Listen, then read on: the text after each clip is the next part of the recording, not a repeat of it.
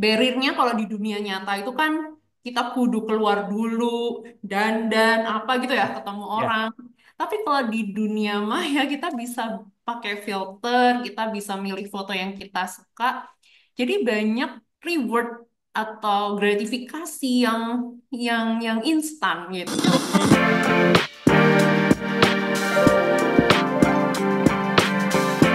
Hai sahabat TCID, kalian sedang mendengarkan podcast Suara Akademia. Ngobrol seru isu terkini bareng akademisi. Udah masuk ke bulan kelima di tahun 2025 Sobat TCID. Actually kita rekaman di tanggal 5 Mei begitu ya. Kalau ngeliat kalender gitu 5/5/2025 biasanya banyak banget orang yang ngepasin buat jadi hari yang baik gitu dalam tanda petik. Jadiankah atau mungkin ngelamar orang kah, or maybe you just go to the marketplace gitu, e-commerce buat belanja karena diskonnya banyak banget. Dan kalau kita ngomongin soal tanggal cantik biasanya identik sama orang jadian. Lately 5 sampai 10 tahun ke belakang gitu, metode orang untuk mencari pasangan kayaknya agak geser berubah begitu ya. Ada yang lihat orang lucu dari explore, habis itu slide through the DMs gitu kan, atau mungkin lihat tweet yang lucu langsung slide through the DM. Dan fenomena yang lumayan menarik buat diperhatiin adalah dari tahun I don't know 2014, 2015 sampai belakangan pengguna dating apps makin banyak gitu. As an ex-user, actually masih pakai sesekali gitu ya. Apa nih? Eh, Dating apps jadi makin marak begitu, dan satu hal yang sering dibahas belakangan ketika kita berbicara soal dating apps adalah kecakapan sosial dan pembangunan hubungan manusia tuh jadi bergeser gitu. Ada yang bilang soal bagaimana membangun keintiman jadi sedikit berbeda, terus ada yang lihat POV-nya bahwa anak muda itu tuh sekarang lebih nyaman untuk ngobrol di depan layar daripada tatap muka gitu. And for this episode di Suara Akademia kali ini, kita bakal ngebahas tentang dating apps ya, orang yang swipe chat repeat gitu. Gimana soal kecakapan mereka berhubungan langsung antar manusia, right? And for this episode kita bakal ngobrol bareng sama Mbak Fahirah Inayatur Robani, biasa dipanggil Mbak Faki, dan beliau adalah salah satu akademisi di Universitas Gajah Mada. Halo Mbak Faki, apa kabar Mbak? Halo Mas Syarif, kabar baik. Ah, Kabar baik di tanggal baik ya. udah check out apa gitu belum dari tanggal Iya. 55? Ada diskon nggak sih hari ini? Belum ngecek nih saya. Banyak banyak banyak banyak. Maksud Banyak kayak ya? kalau Oke, perfume oke. gitu banyak sih kayaknya. Thank you udah diingetin. Nanti Nanti saya cek. langsung nge-share link gitu kali. Iya. But forget about it. Kita ngobrol soal dating apps nih, Mbak Faki gitu. Eh, kita ngomongin last decade ya, kayaknya makin banyak banget orang buat menggunakan dating apps. Mbak Faki ngelihatnya gimana nih selama 10 tahun terakhir, karena kayaknya makin kesini makin banyak gitu yang make. Hmm, pribadi, jadi ini sering banget ditanyain. Social Heeh. media tuh bagus atau enggak? Dating apps Ya, bagus atau enggak? Ini betul. pertanyaan menurut aku udah tendensius gitu. Hmm. Karena ini seperti pertanyaan pisau itu bagus atau enggak? Oke. Jadi Hmm, kayak pistol, sorry, kayak main behind the gun gitu ya. hmm. Hmm. Karena datangnya datangnya teknologi itu kan membawa beberapa apa ya bawaan sifatnya teknologi itu gitu. Dan Hmm. memang kalau kita ngomongin tools dengan karakter-karakternya, misalnya pisau yang tajam dengan karakter-karakternya itu akan membuat perilaku orang yang make jadi beda. Hmm. Sama kalau kita pegang apa ya sendok gitu. Mungkin kita yang biasanya reckless kalau pakai sendok, kalau bawa pisau jadi lebih hati-hati. Jadi in a way saya ngelihatnya ini something that quite neutral gitu, Mas Syarif. Jadi Hmm. nanti eh, ngobrolinnya banyak gimana orang yang memakai atau gimana bawaan atau kalau anak psikologi bilangnya karakter dasar, kecenderungan dasar orang itu berinteraksi dengan adanya tools itu, boom sama gimana lingkungan di sekitarnya. Jadi kalau kita ngomongin perilaku, ngomongin gimana sih orang manusia itu kalau psikologi itu biasanya ngelihatnya punya kita nih manusia punya Hmm. karakter dasar yang berinteraksi dengan lingkungan. Nah, karakter dasar ini nanti beda-beda. Eh, apa ya misalnya? Mas Syarif sendiri tahunya apa nih? Eh, apa ya? Nih tes-tes kepribadian yang Mas Syarif tahu yang ada di internet-internet. Let's say kita ngomongin kepribadian apa ya? Hmm. Apa pernah tes-tes online gitu nggak? Oh iya pernah Oh, pernah. MBTI. MBTI. Terus apa nih inget eh, apa type-nya jadinya? Nggak inget ya? Aku ingat. Aku Apa? tuh kayaknya terakhir, enggak, bukan terakhir. Setiap tes selalu hasilnya INTJ begitu. Terus kayak coba jawab ngasal, habis itu Mm-mm. tuh bisa ganti-ganti. So, I think itu tes yang bisa dalam tanda petik diakalin gitu. Iya nggak sih? Oke. Ya sebutlah INTJ nih, I-nya kan Heeh. introvert, beda sama yang orang extrovert. Nanti kan Ya, megang tools yang sama, nanti reaksinya beda gitu. betul. Nah, mungkin itu dulu sih pendapat aku soal gimana nih dating apps nih baik atau buruk ya. Bagi aku sendiri, dari kacamata akademisi itu netral gitu.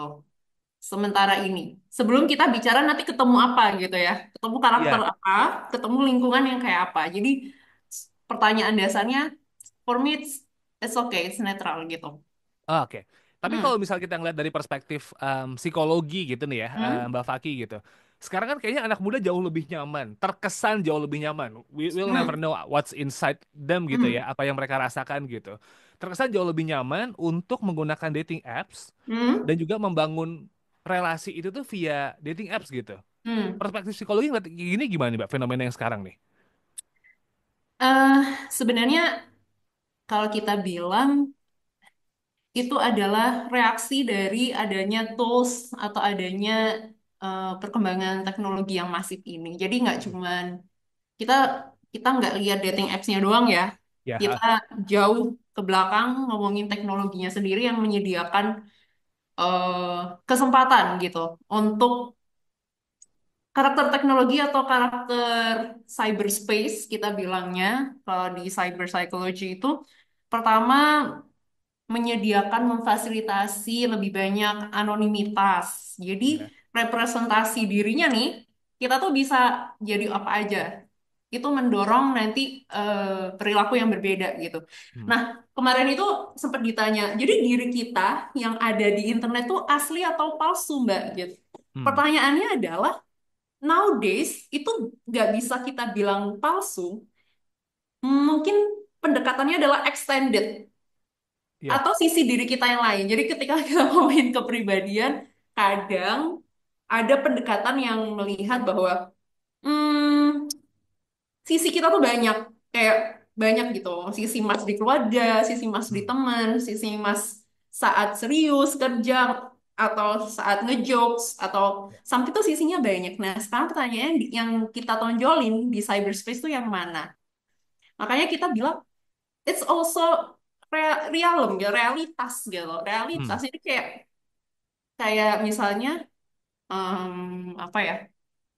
Ya gitu, banyak yang anonim terus pakai filter atau pakai apa itu sebenarnya nggak nggak bisa disebut faking, tapi itu representasi diri gitu, Hmm. representasi yang dipilih di situ. Jadi itu satu hal. Yang kedua, adanya teknologi atau internet sekarang kan bikin batas-batas tuh blur. Hmm. Jadi kita bilangnya ada culture shifting gitu. Yang mana Ya. kita mungkin di dunia nyata realitas kita adalah saya nih berada di Ya. Jogja, maka realitas saya adalah budaya Jogja. Tapi begitu masuk cyberspace, culture-nya udah beda. Realitasnya kita nggak punya budaya khusus gitu. Jadi itu benar-benar terbentuk secara sangat fluid dan sangat dinamis. Itu ngedorong juga orang pakai eh, tools tertentu, misalnya untuk mencari pasangan dengan dating apps. Yang lainnya itu eh, kemudahan ya. Ada banyak gratifikasi. Ya ini gratifikasi in a way bukan korupsi ya. Ya. Gratifikasi itu adalah reward, reward gitu loh. Something yang menyenangkan. Jadi kita merasa bahwa sometimes barrier-nya kalau di dunia nyata itu kan kita kudu keluar dulu, dan apa gitu ya, ketemu Ya. orang. Tapi kalau di dunia maya kita bisa pakai filter, kita bisa milih foto yang kita suka. Jadi banyak eh, reward atau gratifikasi yang instan gitu, yang lebih lebih cepat. Selain tadi ya barrier-barriernya itu udah Ya. dikikis gitu di cyberspace. Jadi sementara itu eh, menurut saya apa yang membuat orang akhirnya jadi terdorong. pakai dating apps. Jadi ada faktor teknologi atau perkembangan teknologinya itu sendiri gitu sebelum kita ngomongin dating apps. Kalau dating apps-nya sendiri, ya pertama tadi kita bisa milih presentasi diri kita kayak apa. Mau mungkin saya tirusin dikit gitu ya Ya. presentasinya, angle kiri, angle kanan. Mungkin yang saya pasang pas badan saya habis nge-gym gitu ya, nggak tahu kalau habis makan bakmi Jawa 3 piring gitu kan, buncit. Iya. Terus maksudnya presentasi dirinya bisa dipilih. Nah, sementara kalau di dunia nyata, ya kita memang sering memilih presentasi atau ya kita pakai baju yang mana, tapi lebih sulit gitu dikontrol kalau di dunia nyata. Jadi ada banyak kemudahan dari sisi karakter apps-nya, karakter teknologinya, sehingga mendorong orang untuk melakukan hal itu. Teori dasarnya nih, punten yang pakai Ya. teori ya, adalah Ini justru yang butuh sesuatu yang kayaknya deh. menyenangkan akan Heeh. diulang. Sesuatu yang menyenangkan akan diulang. Jadi pendekatannya adalah sesuatu yang tidak menyenangkan akan dikurangi. Nah, apakah pengalaman kita nih menggunakan dating apps sejauh ini rewarding? Kalau iya, atau pengguna kalau merasa ada banyak gratifikasi, ada banyak iya sesuatu yang dia bisa dapat, itu akan diulangi Ya. terus menerus. Itu udah karakteristik dasar manusia gitu. So far itu masih yang bikin kayak kenapa sih masih banget nih 10 Hmm. tahun ini gitu. Tapi kalau berbicara soal membangun hubungan, keterikatan, Hmm, dating apps kan karena kan memang hmm, akhirnya kan interpersonal relationships ya, apapun bentuknya begitu. hmm, Eh, ada nggak sih perbedaan yang mendasar nih, Mbak Faki gitu? Kalau misalnya ngelihat fenomena dating apps yang makin marak gitu, dibandingkan sama zaman-zaman dulu. Karena kan ini beda banget ya dulu kalau misalnya mau deket sama orang nih, hmm, em, butuh keberanian yang segede itu gitu. Sesimpel ada orang yang good looking, kudu nyamperin duluan atau hmm, kudu kelihatannya gimana. Sekarang kan kayaknya swipe aja atau kayak DM aja hmm, deh, dibalas apa nggak dibalas belakangan hmm. gitu. Nah, kalau dari sisi psikologi kan ini jelas-jelas berbeda nih. Apakah ada hubungannya em, kemajuan teknologi ini sama perkembangan emosi seseorang begitu, dan juga kepercayaan orang dalam membangun relasi nih? Hmm. Tentu ada yang berbeda gitu kalau kita membahas gimana rasa percaya itu terbentuk gitu. Apakah pertama aku mau nanggepin yang terakhir dulu gitu ya. Gimana trust atau rasa percaya itu terbentuk? Apa bedanya hubungan offline dan hubungan online gitu? Ya beda banget, jelas beda banget. Karena memang karakter teknologinya yang tadi disebutin masnya Ya. di depan, kayak sekarang gampang banget kenalan sama orang. Karena tadi kita lagi menggunakan diri kita, apa ya, gampangnya apa sih Mas? Kebayang representasi diri itu kata gampangnya apa sih? Kalau Mas Persona Syarif, kali ya, iya oke, nggak sih? bisa pakai Persona persona. gitu ya. Oke, kita kan mengkurasi ya, kalimat Betul. kurasi keluar lagi. Hah, Kita kan kita memilih, milih, kita milih. menseleksi, menseleksi persona kita yang mana kita pakai pada saat itu kan. Mungkin kita ngerasa kayak foto yang kemarin jelek kan, ini kan ganti profil gitu. Betul. Bisanya apa kan? Lebih pedenya apa di situ? Ya. Yang nge-gym 2 jam agak kempes dikit ya, Heeh. habis ngebakar dikit gitu. Ganti terus kita beraninya apa. Jadi segala kemudahan itu eh, dalam menggunakan dan dalam menggunakan teknologi dan sifat teknologi itu sendiri mendorong orang lebih mudah untuk reach out orang lain. But pertanyaannya bagaimana rasa percaya itu terbentuk, hubungan itu terbentuk? Tentu ada perbedaan. Pertama, karakter teknologinya kan seperti tadi ya, menyediakan data yang terbatas soal Betul. kita. Data yang Hmm. terbatas tuh at least kayak memang Mas Syarif tahu tinggi saya berapa sekarang gitu ya. Kan Ya. nggak tahu. Padahal mungkin nanti preferensinya orang yang imut gitu atau yang tinggi. Nah, Ya. kan nggak tahu representasi dirinya gimana. Dipasang fotonya yang angle 0,5 dari bawah kaki panjang ya kan kita nggak tahu kan. Betul. Nanti begitu dideketin oh ternyata not as tall as we expect gitu Ya. misalnya. Atau ternyata pakai filter atau apa. Nah, itu membuat proses trust itu lebih lama terbentuk. Rasa percaya itu sebenarnya lebih lama terbentuk. Tapi balik lagi ke kecenderungan dasar. Oke, aku balikin lagi. Ada Mhm. orang nih, dua orang, bukan ada orang berarti ada dua orang. Yang satu gampangnya pakai kepribadian yang terkenal banget ya, introvert atau Ya. introvert atau ekstro. Yang introvert mungkin tadi dua-duanya sama-sama milih foto yang bagus, Mhm. sama-sama representasi dirinya dikurasi, dipilih sebaik mungkin. Nah, yang introvert mungkin rasa hati-hatinya lebih tinggi gitu. Ya. Sementara yang extrovert mungkin akan lebih cepat, openness to experience-nya lebih tinggi gitu. Sehingga trust-nya akan berbeda prosesnya. Rasa percayanya, kecepatannya akan berbeda. Cuman keduanya tetap punya, saya pikir mereka akan tetap lebih hati-hati, baik intro maupun extrovert, daripada ketika ketemu langsung temenan di dunia nyata gitu. Kecepatannya beda, tapi dasar kehati-hatiannya tetap akan ada di situ. Nah, apalagi tadi ya, proses komunikasinya kan asinkronus, mediated juga kan. Ya. Ya, meskipun ada fitur video call atau chat atau telepon, direct call gitu untuk beberapa aplikasi, tapi tetap seperti zaman COVID ngerasain kan, meskipun kita Ya. udah video call gitu, rasanya beda aja kalau nggak ketemu gitu. Mhm.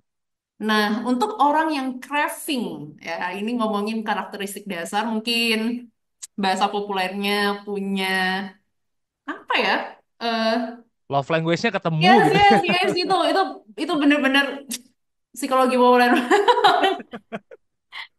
Itu tuh kayak eh, teman-teman adik-adik mahasiswa tuh bilang kayak inner child gitu. Padahal kita punya teori kayak ya kita selalu dipengaruhi oleh pola asuh gitu-gitu kan. Ya.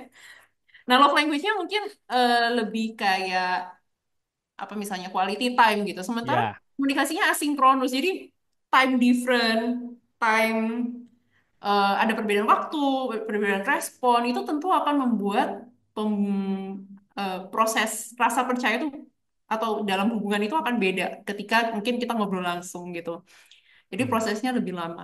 Kecuali eh, kedua belah pihak berupaya untuk meminimalkan eh, perbedaan itu, perbedaan komunikasi dunia nyata dan dunia maya. Gitu sih, Mas Sarif. Ah, iya. Nah, berbicara soal relasi emosional kan two different things ya. Hmm. Kalau misalnya kita bicara soal yang di real life sama yang di internet gitu.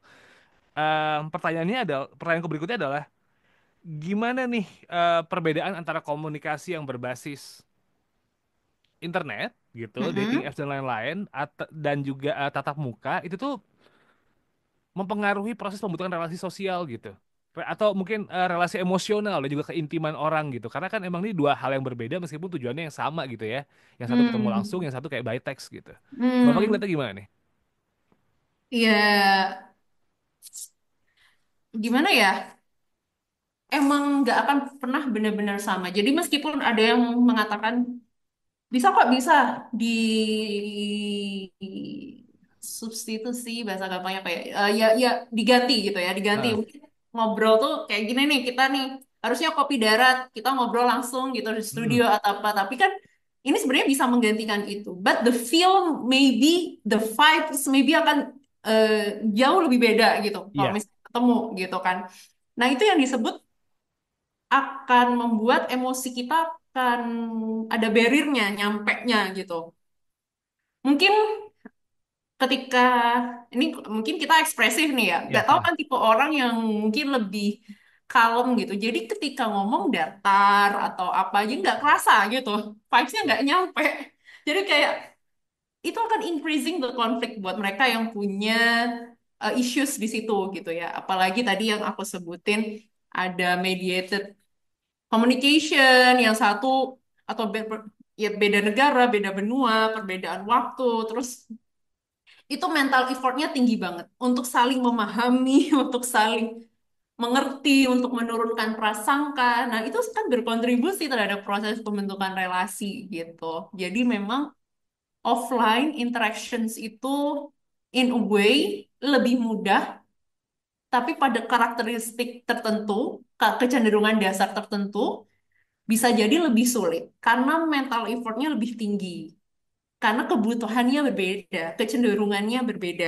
Lalu kedua belah pihak mungkin punya kecenderungan yang berbeda juga. Bayangin Mas Syarif pasangan biasa aja nggak offline, nggak online, offline itu nyeimbangin komunikasinya aja udah kayak ya Allah gitu ya. Yang Ya. satunya kerja jam 8 sampai jam 12 tuh full pack, nggak bisa pegang Hmm. HP sama sekali. Yang satunya dikit-dikit bisa cek HP. Itu aja kayak oh, itu udah gimana cara mengkomunikasikannya. Apalagi yang tipenya asinkronus banget gitu. Kita nggak tahu the other way around sedang apa. Dan orang yang kita harapkan, dia dia mesti nge-like atau dia kemarin swipe tapi nggak ada follow up misalnya. Atau apa. Itu membuat banyak, eh, kita bilangnya emotional cost, biaya Hmm. emosi. Yang sering orang abaikan. Emotional cost itu orang bilang kayak alah cuman gitu. Oh, mungkin sedih bentar atau apa. Enggak. Jadi di dalam psikologi kita sangat menempatkan emotional cost ini sebagai variabel yang penting. Kayak Hmm. misalnya nih Mas Syarif nih menganggap ya udahlah, eh, ngambil ya ini, keluar dikit kayak Ya. ngambil jurusan yang nggak disukai. Ya kan saya suka belajar, tapi ternyata emotional cost, emosi kita tuh nggak suka datang ke Hmm. kelas.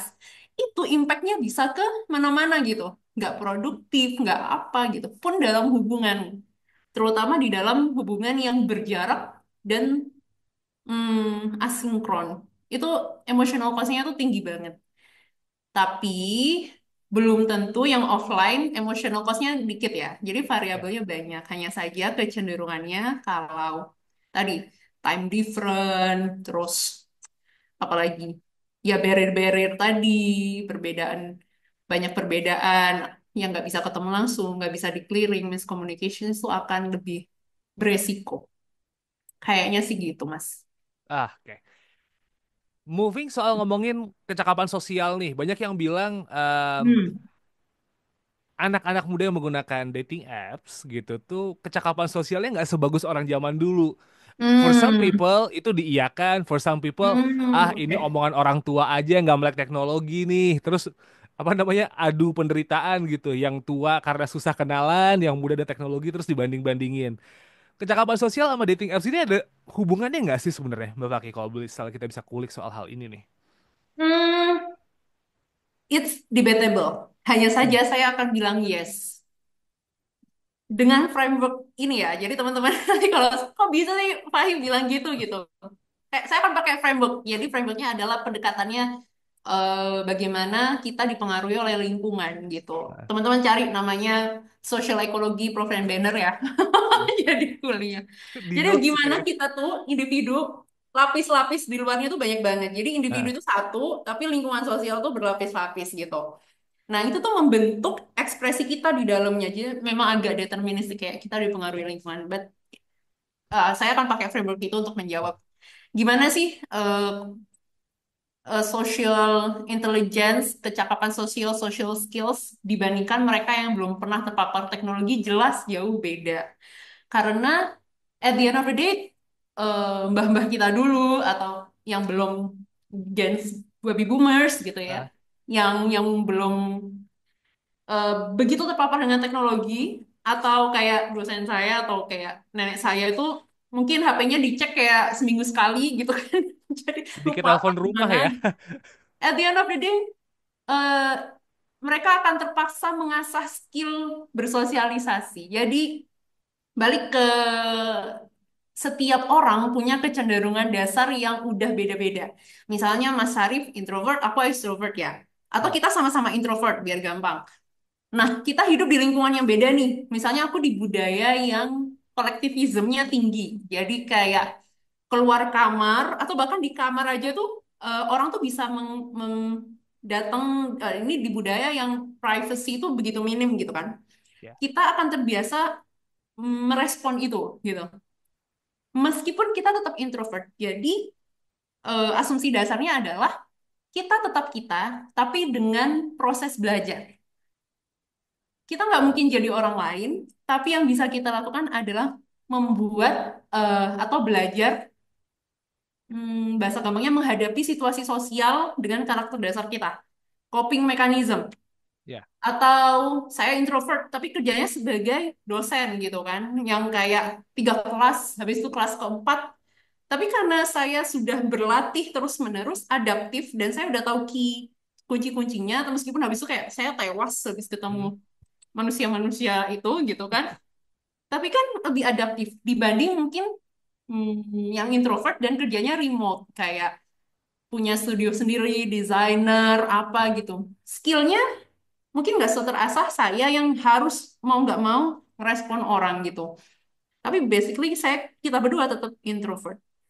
Jadi kecakapan sosial kita yang sudah kena teknologi dengan mereka yang belum tentu beda. Hanya saja kita pun nih generasi saat ini juga punya eh, kecenderungan dasar yang beda-beda gitu.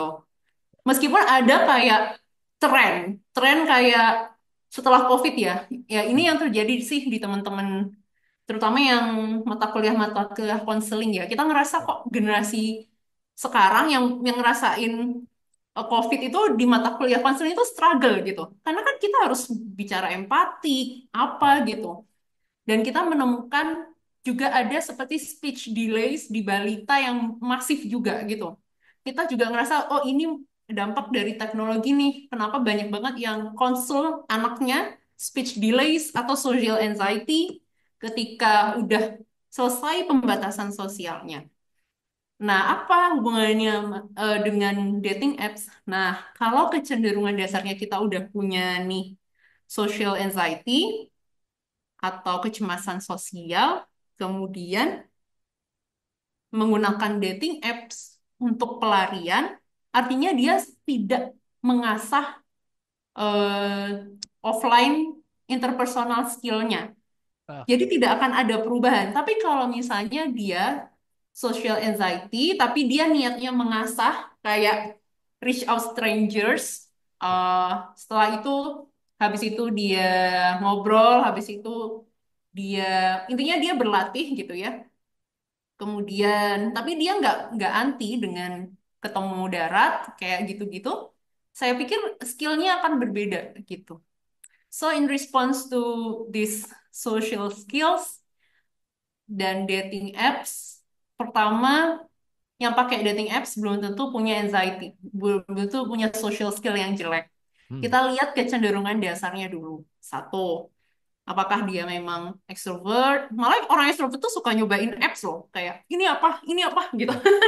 Dicobain-cobain gitu. Jadi dia tuh basically ketika selesai dia habis itu hang out sama teman-temannya gitu. Jadi kayak it's okay. Nah, kecenderungan dasarnya kayak apa? Kemudian resiko dasar. Jadi setiap kita tuh punya karakteristik yang mungkin nggak terlalu adaptif atau bahasa kasarnya itu nggak sehat gitu. Ya. Misalnya eh, setiap kita tuh ada sisi-sisinya. Misalnya saya nih, apa ya yang mungkin saya itu punya agak nggak cemasnya, misalnya ada kecemasan gitu. Tapi itu kalau disebut nggak sehat adalah ketika tidak adaptif.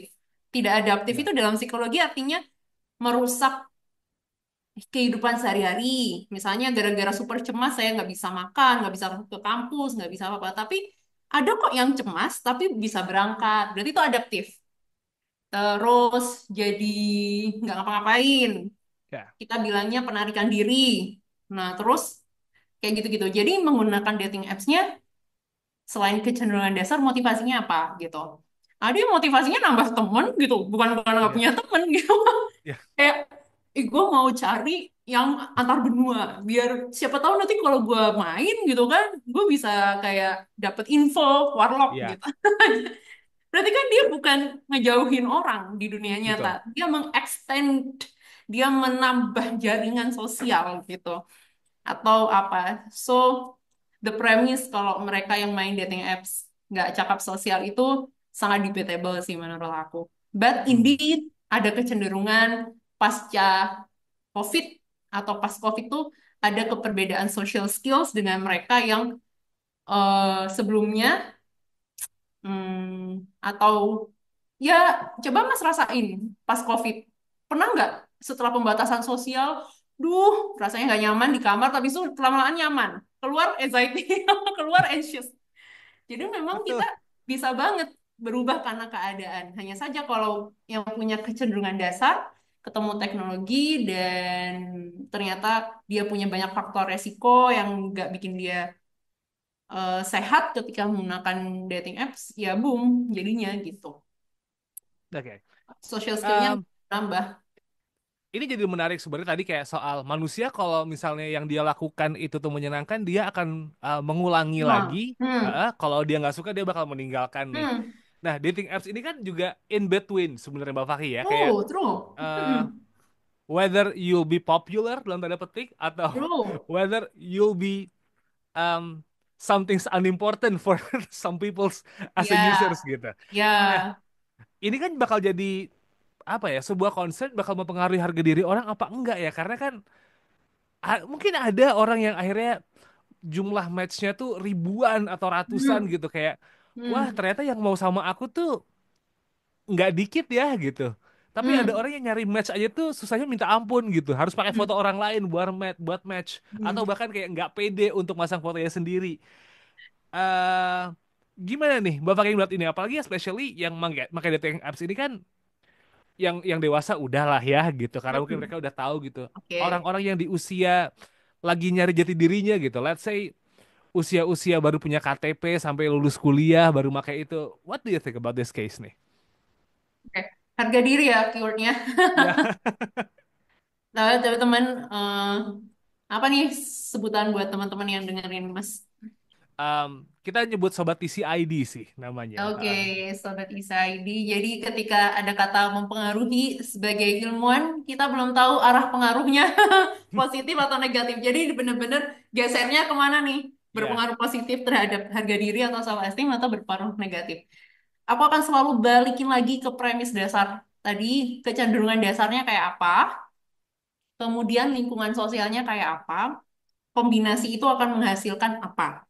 ya, Misalnya, bagaimana si dating apps ini mempengaruhi harga diri secara negatif atau buruk adalah ketika kamu atau kita merepresentasikan diri kita di online itu tidak genuine, sehingga ketika nanti dapat likes, itu persona yang lain yang ya syukur-syukur itu bukan persona yang sangat berkebalikan dengan kita gitu. ya. Sehingga ada gap antara diri nyata dengan diri maya gitu. Hmm.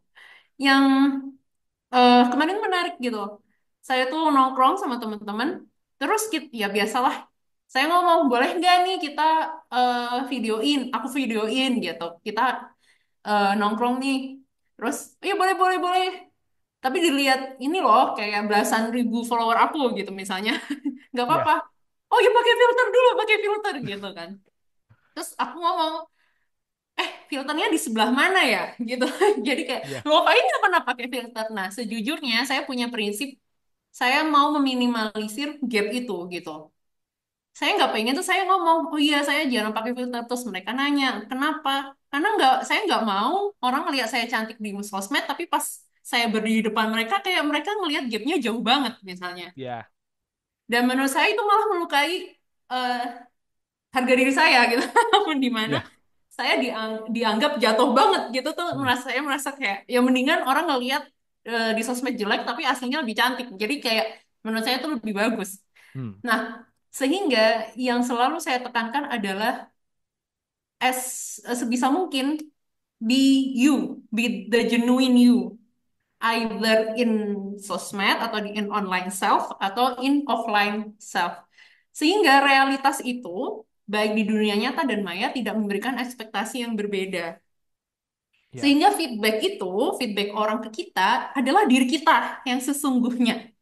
Misalnya kalau kita memang suka apa ya, mungkin teman saya nih, dia tuh dosen sama-sama, tapi diri mayanya adalah musicians. Jadi dia suka sosmednya tuh ngerilis musik atau apa gitu. ya.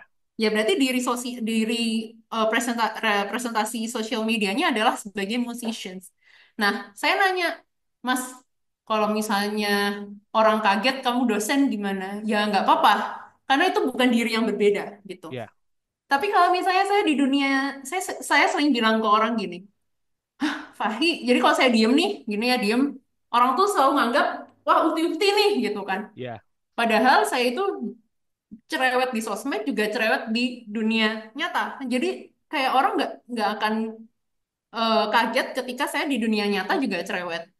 Makanya teman-teman itu bilang, kayaknya stok kata-kata kamu tuh banyak banget ya. Jadi kayak nggak cukup di darat, tapi di dunia mata, di dunia maya kau pindahin gitu. ya, Ya, intinya adalah jika kita nggak menunjukkan diri genuine kita, diri otentik kita gitu, mungkin akan ada proses negatif ketika orang memfeedback eh, itu gitu.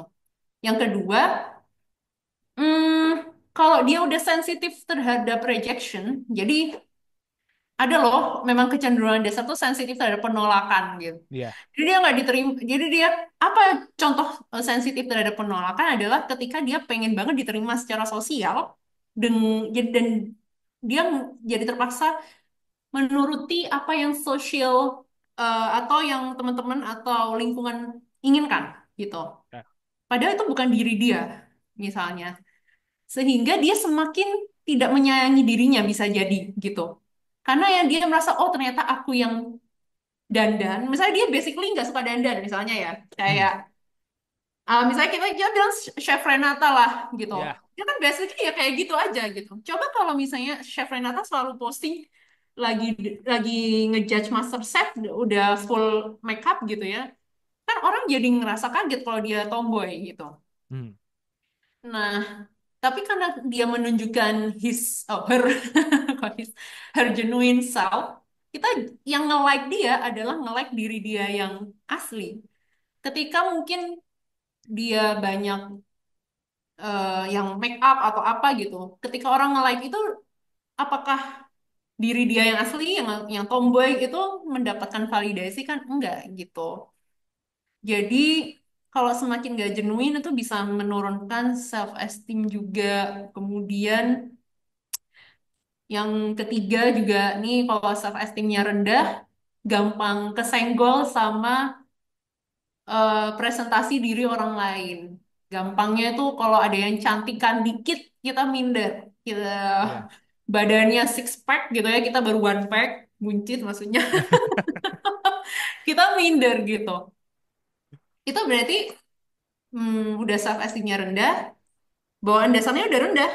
ya, ya, Nah itu jatuh gitu. Sementara orang yang ini kayak teman saya nih, mungkin ada juga.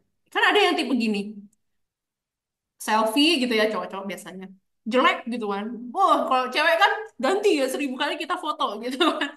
Terus dia ya, post gitu. Kamu nggak apa-apa kayak gini. Nggak apa-apa. Kan gantengan aslinya. Kan gitu. ya, Jadi tuh, kayak harga dirinya tuh tinggi banget gitu. ah, Jadi orang melihat dia jelek, nggak apa-apa. Yang penting saya melihat diri saya ganteng gitu kan. Jadi kan tuh, itu nggak akan terpengaruh dengan lingkungan sekitar gitu. Jadi gimana nih dating apps mempengaruhi harga diri?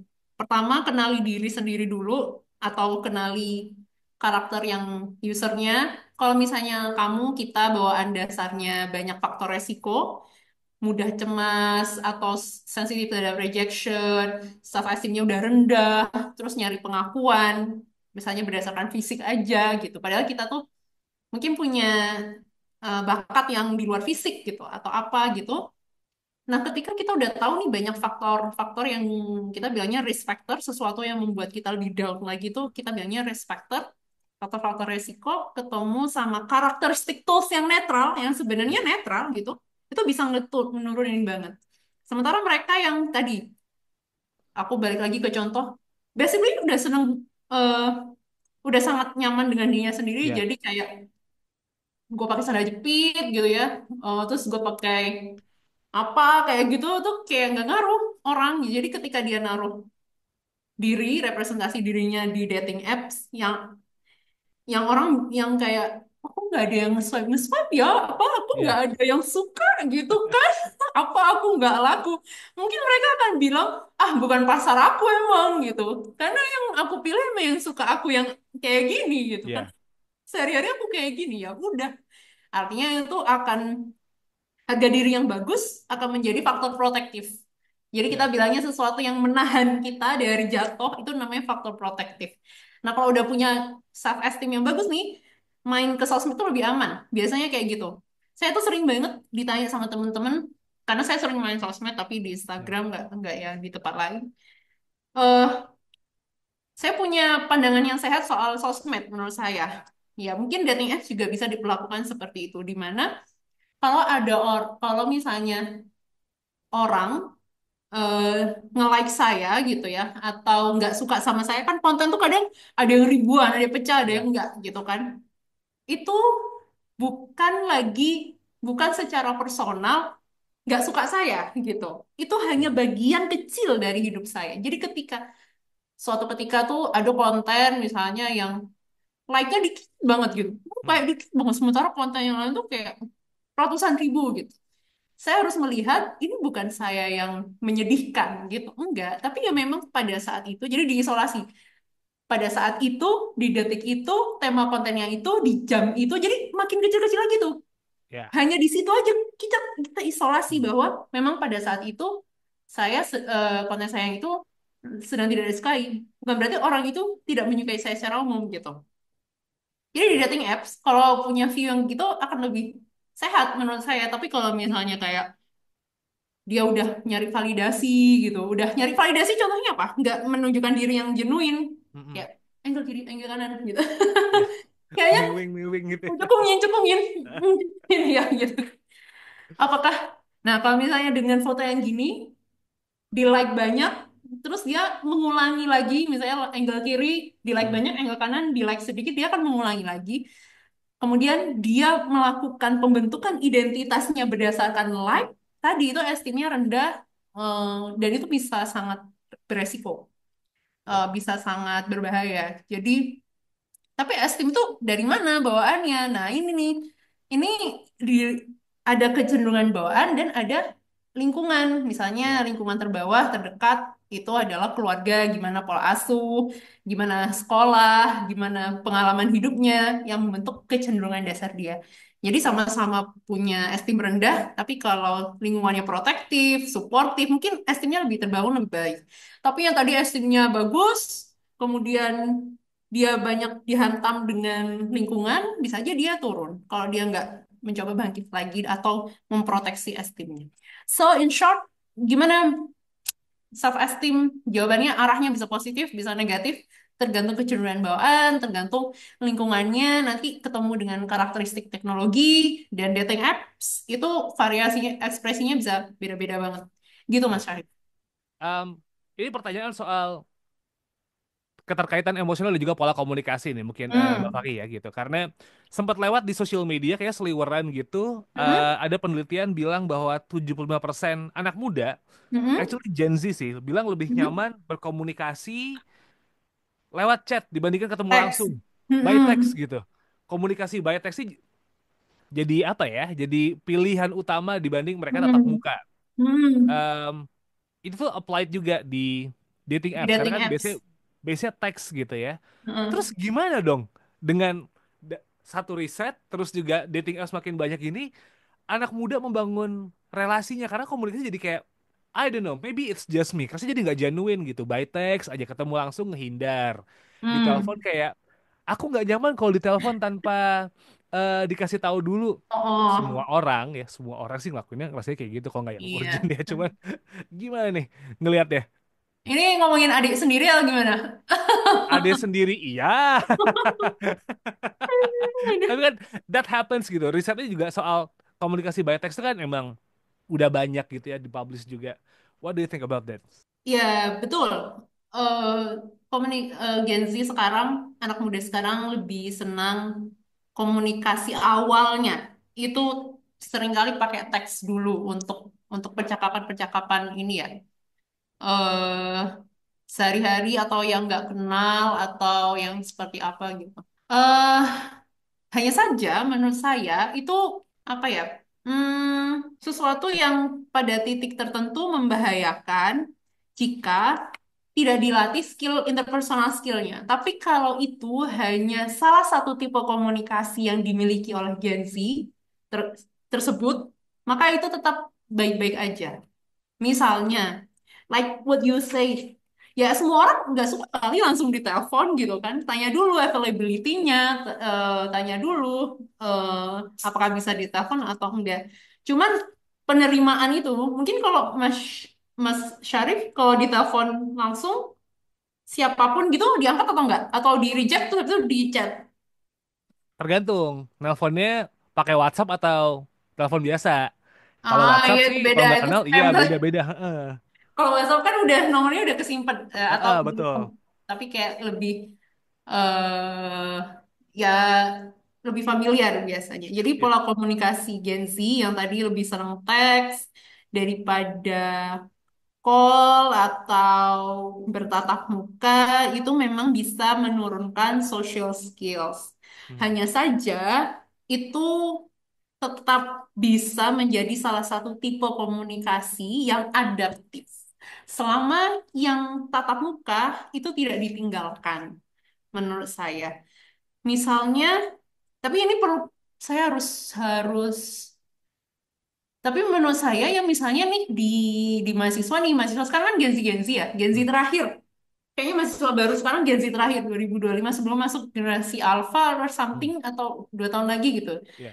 Dan ada kebijakan misalnya di kelas gitu ya, nggak boleh misalnya ada satu mata kuliah yang nggak boleh buka laptop, nggak boleh buka apa, atau di kegiatan-kegiatan seperti kegiatan ospek gitu, yang HP-nya disuruh offin gitu, saya melihat interaksi mereka jadi, maksudnya baik-baik aja gitu, Hmm. baik-baik aja.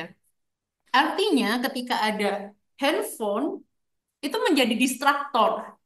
Jadi Ah. menjadi distraktor, menjadi pilihan nyaman. Mungkin pilihan nyaman ketika berkomunikasi dengan orang lain. Jadi selama handphonenya ada, kita lihat nih pilihan orang akan seperti apa gitu. Tapi kalau handphonenya nggak ada, bisa jadi dia baik-baik aja. So, menurut saya premisnya betul bahwa teknologi, misalnya termasuk eh, aplikasi dating apps itu Hmm, laku, laku. Padahal kan asynchronous Ya. communication dan lain-lain karena ada kecenderungan ini juga. Tapi saya pikir atau saya belum tahu nih, mungkin Mas bisa menambahkan observasinya. Mereka cukup cerdas kok untuk memfollow up mana yang akan ditindaklanjuti ke depan. Ya. Jadi kayak saya merasa mereka tuh melakukan communication by text tuh as first screening gitu, initial Ya. screening. Kayak nyambung gak sih texting gitu. Kalau nggak Ya. nyambung nggak bisa dilanjutin ke call, buang-buang energi aja gitu misalnya. So yang saya bilang itu salah satu bentuk cara berkomunikasi yang sebenarnya nggak apa-apa sebagai part of communication type. Ya. Nah, kalau di psikologi itu Mas, kita tuh sangat bilang, sering bilang perilaku yang sehat itu bukan kata sehat, tapi adaptif. Ah, oke. Oke, Ya. karena apa? Eh, Asumsi dasarnya semua manusia tuh punya kecenderungan negatif gitu. Mhm. Dan itu nggak bisa hilang. Basicnya kita semua bukan malaikat gitu. Ya. Ada sedikit psikopatinya. Misalnya kayak mungkin kita ada fase-fase hidup yang kita lebih nggak empatik kepada orang lain. Mhm. Ada neurotiknya, lebih pencemas daripada biasanya, or something. Jadi kesehatan mental itu seperti kurva Ya. iman, naik turun. Ah. Makanya kita selalu bilang, ingat, sehat dan sakit itu seperti sakit fisik. Bisa kadang agak nggak enak badan, bisa sehat banget, bisa jatuh lagi ketika hujan badai gitu. Nah, perilaku yang adaptif, jadi kita lebih senang menyebutkan komunikasi by text ini adaptif atau enggak, ngeganggu Oh, oke. sesuatu atau enggak. Ya. Jadi kayak kecemasan kita tuh mengganggu kehidupan kita enggak? Mengganggu proses adaptasi, mengganggu proses kita menjalani hidup. Karena kan menjalani hidup itu adalah adaptasi seumur hidup. Jadi itu Ya, adaptif berarti. Nah, kalau communication by text itu mengganggu, misalnya pas lagi silaturahmi gitu ya, dia texting, pubbing kita bilangnya, dia ya, mengabaikan lingkungan karena texting, atau dia sukanya teks aja, nggak pernah mau ngomong sama orang lain, bahkan kalau sama temennya yang di samping gitu, pinjam penghapus dong, texting gitu ya, kan. Nah, itu berarti nggak adaptif. Tapi kalau misalnya itu masih adaptif, komunikasi interpersonalnya bagus, hubungan sama orang tua bagus, belajarnya bagus, maksudnya itu berarti hanya salah satu tipe komunikasi dia. Cuman kalau udah nggak adaptif, texting all the way, kalau denger telepon langsung belibet, kalau ngomong ya. di depan umum langsung kebolak-balik gitu kan. Artinya tuh s- nggak adaptif gitu. Teks itu akhirnya membuat maladaptive behavior. Kita bilangnya jadi perilaku yang bahasa Arab sekarang toxic gitu. Ya. Padahal itu sebenarnya nggak adaptif aja. Jadi itu membuat hidupmu tidak adaptif in a way gitu. Hmm. Jadi nggak berfungsi in a way. Ya, so balik lagi ke premis, teks itu bisa baik atau buruk tergantung dia ngeganggu hidup dia atau enggak. Ngeganggu hubungan dia sama orang lain atau enggak. Ngeganggu variasi aspek hidupnya atau enggak. Kalau enggak berarti hanya tipe komunikasi. Tapi kalau ngeganggu berarti perlu diganti atau diubah atau learn. Tadi saya bilang diubah lebih adaptif dan itu ada proses nanti belajar, training, latihan dan lain-lain. Anyway, it's a wrap for this episode Sobat Isi ID. Terima kasih sudah mendengarkan. Bang Faki juga thank you so much sudah meluangkan waktunya buat ngobrol kali ini. Seru banget obrolannya. Jadi buat yang masih swipe kiri, swipe kanan, it's not a bad thing, tapi ya hati-hati aja di internet ya. And just being Hmm. genuine dan gak cuma stuck di internet aja, ketemu langsung kalau emang niatnya nggak cuma ngobrol gitu. Teman, pacar, nikah, it's up to you, but just beware karena banyak orang-orang ajaib di internet. And ya, Oke, sure. kita sudahi buat obrolan kali ini. Jangan lupa follow sosial media kami di @conversationidn. Kita ada di X, kita ada di Instagram, kita ada di TikTok. Jangan lupa juga buat ngecek YouTube channelnya di Conversation Indonesia. Kolom search tinggal diketik di Conversation Indonesia. Subscribe, like if you like the content, kasih kolom komen sama pengen ikutan diskusinya, dan follow Suara Akademia di Spotify dan juga YouTube Music ya. Saya Muhammad Syarif signing out. I'll see you on next episode. Have a nice day Sobat Isi ID. Wassalamualaikum. Kalian telah mendengarkan podcast Suara Akademia, ngobrol seru isu terkini bareng akademisi.